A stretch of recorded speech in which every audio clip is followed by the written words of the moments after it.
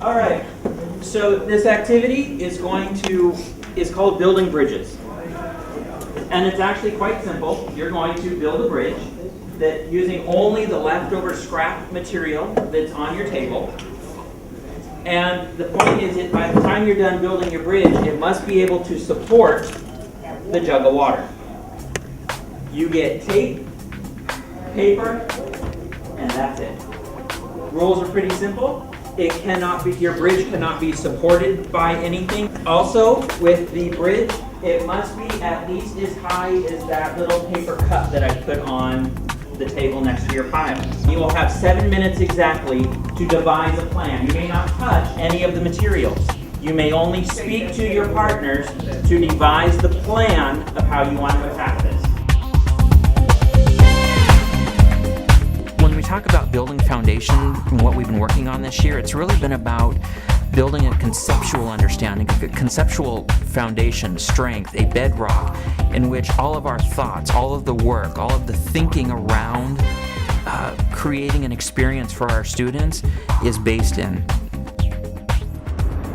All right, so hopefully you've had some good conversation about planning. The next stage, when we begin, you'll have 8 minutes to work on this. During this building phase, you may not speak. You may not talk to each other at all for the 8 minutes that you are building. Once those 8 minutes are up, I'm going to stop you and I'm going to give you 30 seconds to regroup. I arrived here in Source. A crisis of confidence. I saw kids who were undereducated.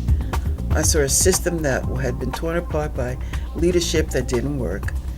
And I said, I have to help here a little bit. I made a commitment. I wasn't staying, not another 5-year job. But I wanted to stay to at least get it going, set the ship on a straight course. Strategic planning. Strategic planning has been a very reflective process. So the Mount Vernon City School District embarked on a strategic planning process over the last approximately year and a half. The strategic planning process was facilitated by the Annenberg Educational Foundation. Bringing in the Annenberg Institute and helping us really identify what is our structure supposed to look like. You know, we can build a foundation, but what are we building on it? So when we were involved in the strategic planning process and I found out that the strategic planning process was going to be done in coordination with the Annenberg Institute, the Annenberg Institute is a world-renowned organization and they have helped to transform schools all over the country and have done some work around the world. That's meaningful. When you bring in an organization that's widely respected and widely regarded for their work in strategic planning, I think that sends a clear message that the strategic planning process is going to be one that will honor the work that we do, that will be meaningful and fruitful. Teacher capacity. We are working hard to make sure that, number one, our superintendent says that the first thing in great teacher capacity is making sure that you hire the right people. I saw the quality of teaching here and I was troubled. And we did something that's not usually done. I decided I'm taking charge of this. So every finalist had to be interviewed by me. That was very time consuming. But I wanted to personally say okay or not okay, because I knew how serious this was. We're going to start with building a great foundation, with hiring the right people, and as the old phrase goes, we're going to make sure that the right people are in the right seat on our bus. All right, everyone, you need to stop working. Everyone needs to put all materials down that they're working with. You get 30 seconds from the music will play. When the music stops, you need to stop talking, but while the music is playing, you will get to have 30 seconds to re-devise, re-strategize with your groups. Once the music stops, then all talking will need to stop, okay? Go. Okay, these two right here, if we can have one sit up here, stand. Yeah. And then Training. At Lincoln, we've been engaged in a wealth of professional development, and much of that professional development has actually taken place during the summer, during Learning Institutes, where teachers have had the opportunity, with the emergence of the Common Core Learning Standards, to take part in PD workshops that speak to the new imperatives that have been set forth by New York State. In fact, McCrell has worked with the district And their responsibility has in large part been to increase the repertoire of effective practices that teachers have so that they can meet these new mandates. When I worked in New York City, I received many hours of professional development, quality professional development, and I told Judith, this year, I can honestly say that Mount Vernon has provided that type of quality professional development that will really make a difference in the way that the teachers are engaging the children, in the way that the teachers are presenting information, and I think it's really a good match for our teachers and children to have the type of professional development that the district provided for us this year. Now, professional development happens to be one of those keys that can go either way. It can go like, okay, we got professional development. The teacher goes back into the classroom and does not implement the professional development. Since we had a goal, which is reduce the variability from classroom to classroom, we made sure that there was significant professional development to ensure that students were getting the same level of strategies, and we had to teach the teachers to implement the Common Core and the modules so that they will be high quality instruction. Well, we followed up by having the principals do lots of walkthroughs, and the district did a lot of reviews of the schools. So we were able to give feedback. McCrell came around and looked and gave feedback. So we triangulated the feedback. We saw what we need to do for the following year to make sure that the professional development is carried through and meets the needs that we have set for it. We have spent a significant amount of money on PD. We send people out for conferences. We sent every teacher in almost every one of our schools, I would say in the elementary level, have gone to BOCES for the Common Core training, whether it's in ELA or math, by specific grade level. We've had consultants come in and work in the classrooms doing what we call the push-in model, where they model some of the lessons. And we've had teachers volunteer to come in and do work at the end of the school day. The work that we're doing with Manhattan College in this idea of professional learning community, it's affecting all aspects of our district. The STLE program has been so phenomenal because it has allowed educators to talk not only about practices in their own building, but to talk with educators across the district and to glean ideas and insights from them, which I think is so essential. So this opportunity has really engaged teachers in some very important conversations about some guiding principles. For example, what is it that we want students to learn? How do we know if they've learned it? And most importantly, what do we do when they have not? And that's where the real work begins. Teachers can then look at what it is they want their students to know and how to get them there, and they can share best practices amongst themselves. We tend to have shifts in teachers, whether they go from the middle school to the high school or from the elementary school to the middle school. We affect all schools. I may be at Davis, but my impact is felt across the other schools. Just like it with our students, they don't stay at one school for their entire time here. They move around the district. And with the work that's going on with our professional learning communities, with the work on teaching and learning that we're getting through McCrell, with the work that's going on with our restructuring through Annenberg, what we're creating is an environment where it doesn't matter if the student's at William or the student's at Pennington. It doesn't matter if the person's at Longfellow or at Davis. Wherever they go, our goal in this process is it looks the same. The research and the work done through this PLC and STYLE grant is going to serve as a catalyst for strengthening PLCs across all 16 schools in the 2014-2015 school year. This foundational work during the 2013-2014 school year has solidified our mission and vision of the PLC across the district. It has also helped us create PLCs on a school-based level, as well as a district-based level. Therefore, strengthening communication from central office to the building, to the parents and the students. Data is something that we talk about all the time. I really love looking at data, analyzing it, and then being able to apply it to a problem.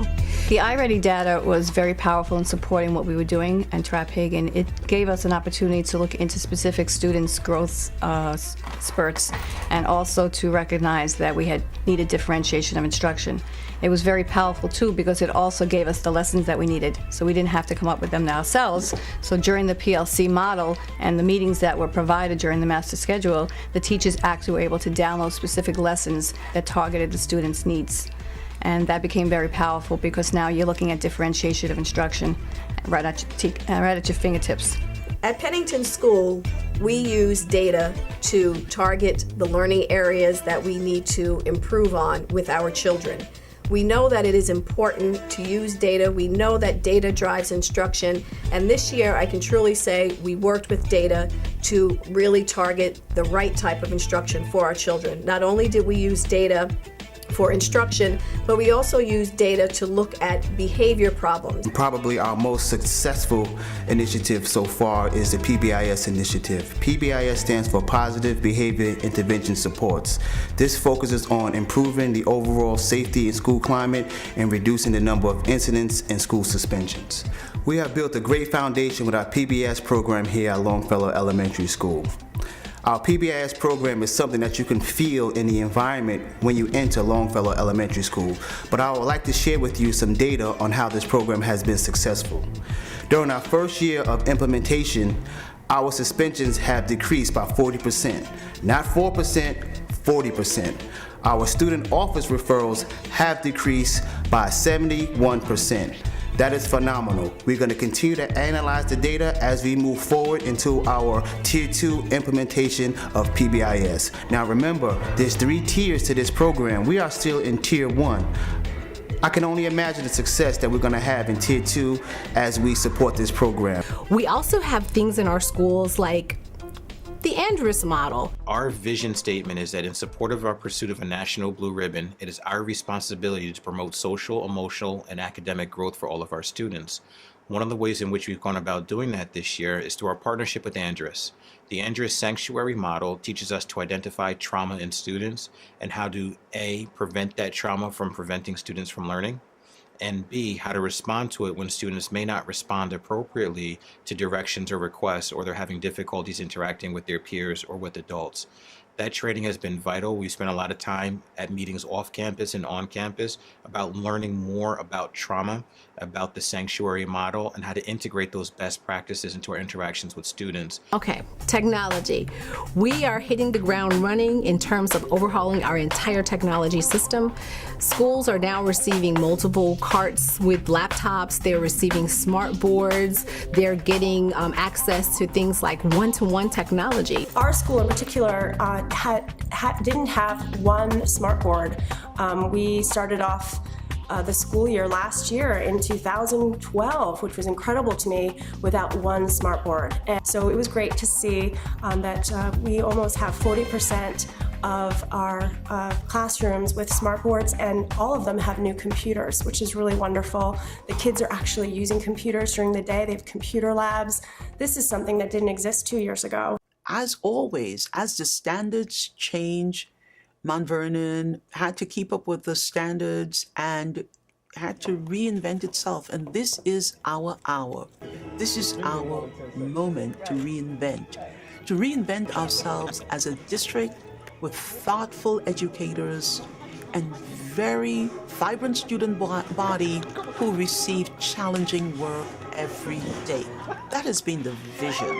This reinventing, this whole sense that we are Mount Vernon, where the best must be given to our children, and the best is expected of me as an assistant superintendent. The best is expected of each and every educator in our district. This is a mission that has been driven by the superintendent.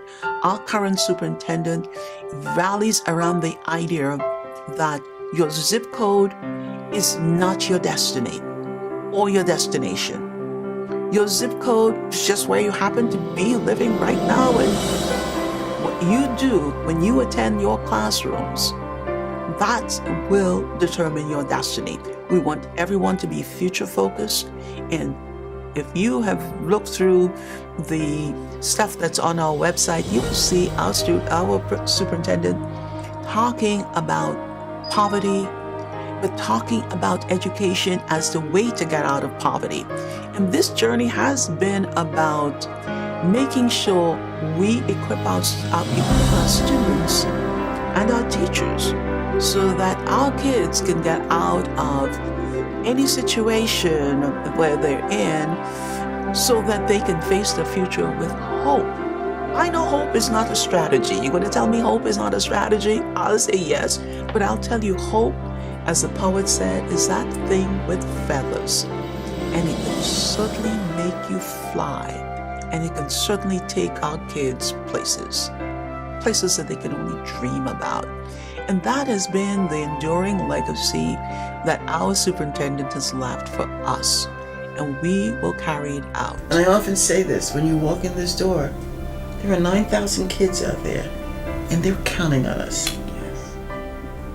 If someone were to ask me what did I accomplish, I would have a tough time answering that question, because I feel hope and inspiration, guidance, and intelligence is what I've brought to everyone, wherever I've worked. And hopefully they are more empowered and they're smarter as a result of the interactions. I think if I leave anything behind, there would be two things for them. The need to focus on children, everyone understands that, and to be inspired by the fact they represent our next generation.